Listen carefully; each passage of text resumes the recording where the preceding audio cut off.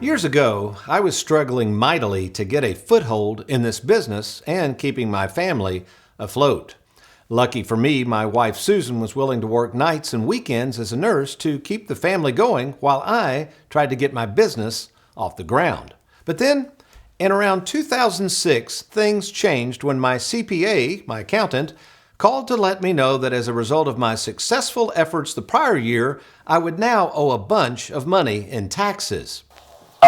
That's too bad.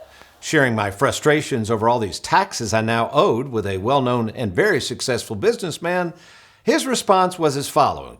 Tony, what you're experiencing is something called the success tax. So just be glad for your success, pay the tax, and keep moving ahead.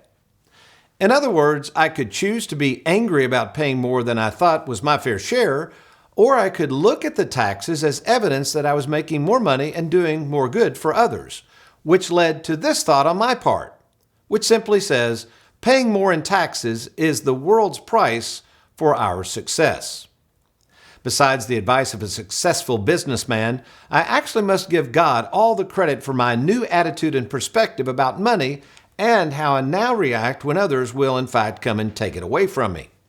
Here is what God's Word and the dealings with the financial world has taught me. Money is an imperfect and temporary tool created by man to transact business in man's economy.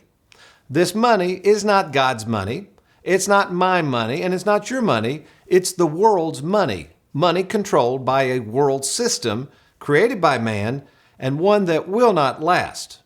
In reality, this world's system is quite the opposite of how God works. God works in perfection, and He always knows what's best for His children.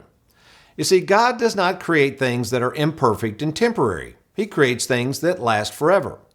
The money you and I currently possess was never meant to be our money, as evidenced by the fact that we can't take it with us, nor always control who gets to take it from us. It was never meant to be ours. This is why the Bible refers to us as stewards of the money. We don't own it, but rather are stewards, and as such are examples to the world of how God views the temporary things of the world by hopefully not falling in love with it. Don't believe me that money is controlled by a world system? Just look at how easily the Fed could control at will our economy by simply moving the interest rate lever either up or down. This very action reveals how shaky the world's financial system truly is. The good news is, by God's grace, He allows us to be in control of our money and what we decide to do with it. As such, we are not to get too attached to the money knowing that we don't own it in the first place. Not only will the value of money be worth less over time, the sad truth is that after all of this work of stockpiling it, we must one day leave it to someone else to control. And since you can't take it with you, and we all die broke, we are reminded that we own nothing of this world. And assuming you are a follower of Jesus Christ and led by God's Spirit, the good news is we are liberated from the bondage of this world system of money and the power it can have over us. So, armed with this newfound perspective on who rightfully created this thing called money, I'm now in control of what I have in my possession and also in control of how I react when others come to take what is rightfully theirs in the first place. For instance, I can control whether I throw up my hands and just accept taxes as they are and pay them, or I can be shrewd and pay no more in taxes than the law requires. I can observe the ways of the ant and work my tail off and save for the future, or I can choose to mimic the behavior of the prodigal son and blow it all on loose living. I can live by the old law and give a certain percentage each year to the church, or I can be led by a new law and a new spirit of liberality and give as I feel God is leading me to give, no matter how much that might be.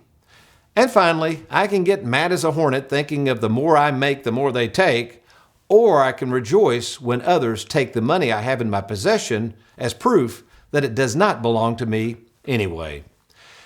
In summary, we can choose to be thankful for what we have and live each day as if it could be our last, or we can wake up each day in fear, clinging to this money as if it has some lasting internal value, which we know it does not.